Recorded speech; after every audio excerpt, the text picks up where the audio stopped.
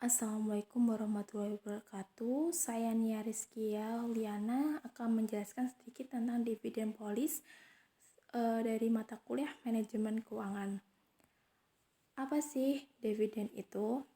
Jadi gini, ketika sebuah perusahaan menjalankan kegiatan usahanya, maka perusahaan tersebut berpotensi mendapatkan laba atau keuntungan. Namun ada juga yang mendapatkan kerugian. Nah, perusahaan yang mencetak laba ini boleh membagikan semua atau sebagian laba tersebut ke pemegang saham.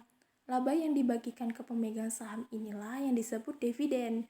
Dalam pengertiannya itu juga seperti ini juga, pembagian laba perusahaan yang diterima para pemegang saham sesuai dengan presentasi kepemilikannya yang berasal dari keuntungan dari hasil operasi perusahaan selama suatu periode. Kemudian ada juga kebijakan dividen, yaitu keputusan direksi apakah laba yang dihasilkan perusahaan pada akhir periode dibagikan para pemilik saham atau laba tersebut ditahan sebagai penahan modal perusahaan yang akan digunakan dalam kegiatan selanjutnya. Kemudian ada tipe kebijakan dividen. Ini tuh kebijakan yang biasanya digunakan oleh sebuah perusahaan. Yang pertama adalah kebijakan dividen stabil. Nah, kebijakan ini itu dibayar tetap setiap periodenya. Dividennya tidak akan naik dan tidak turun, stabil di angka yang sama. Selanjutnya, kebijakan dividen rasional tetap. Dividen rasional yang tetap adalah bahwa dividen dibagikan berdasarkan rasio yang tetap di setiap periodenya. Besar kecil jumlah nominal dividen yang akan dibagikan tidak sama dari tahun ke tahun. Ini tuh misal, apabila perusahaan menetapkan dividen rasio sebesar 40% dari laba bersih yang dihasilkan, maka setiap tahun dividen yang dibagikan sebesar 40% dari laba bersih perusahaan tersebut.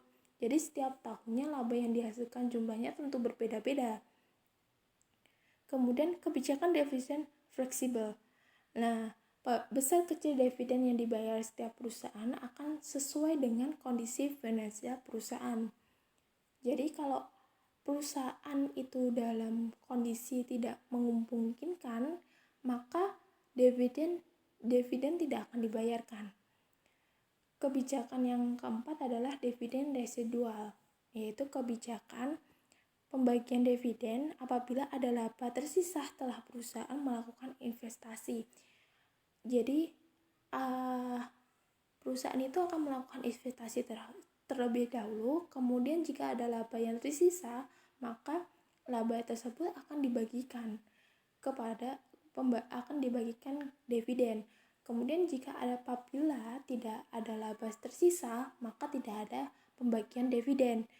Yang terakhir adalah kebijakan dividen rendah plus ekstra.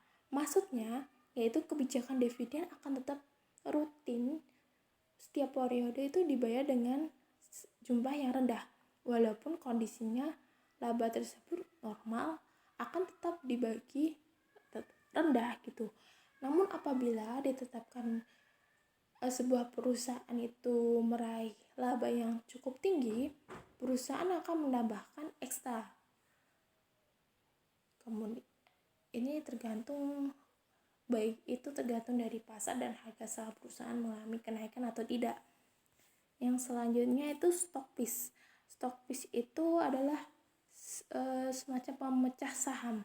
Jadi kalau pengertiannya itu suatu langkah atau tindakan yang dilakukan korporasi untuk memecah saham menjadi jumlah lembar yang lebih banyak dengan nilai nominal yang lebih rendah per lembarnya secara proporsional.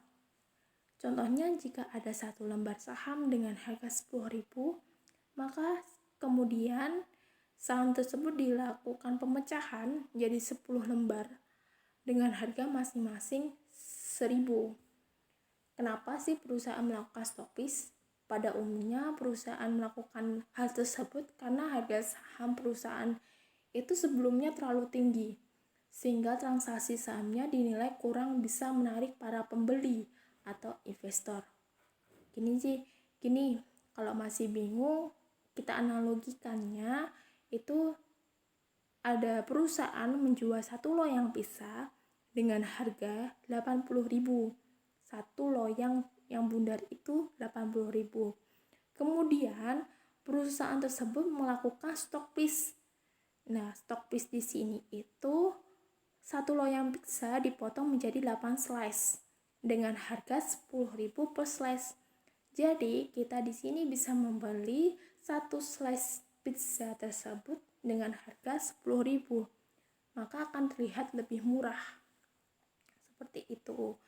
Yang kemudian selanjutnya adalah reverse stock price, yaitu kebalikannya dari stock price sendiri.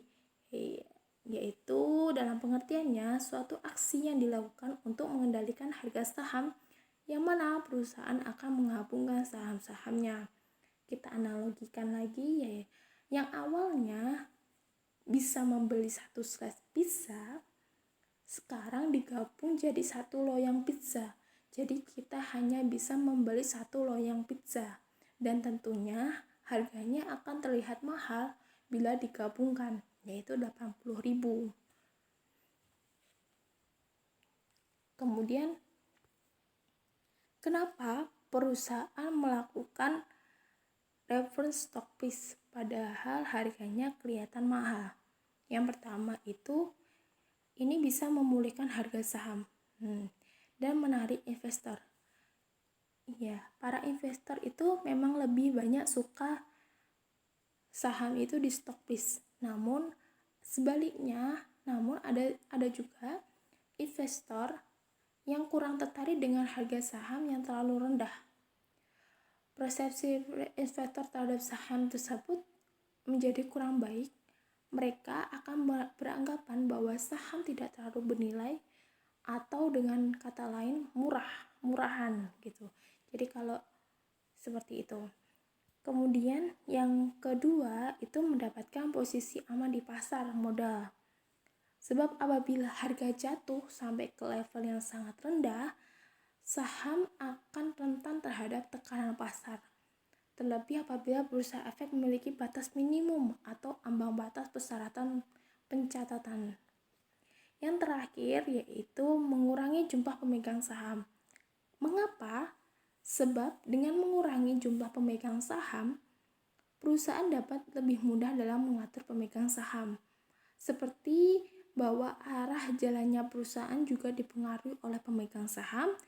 Jadi dengan sedikit pemegang saham, perusahaan dapat lebih mudah menentukan regulasi yang dikehendaki.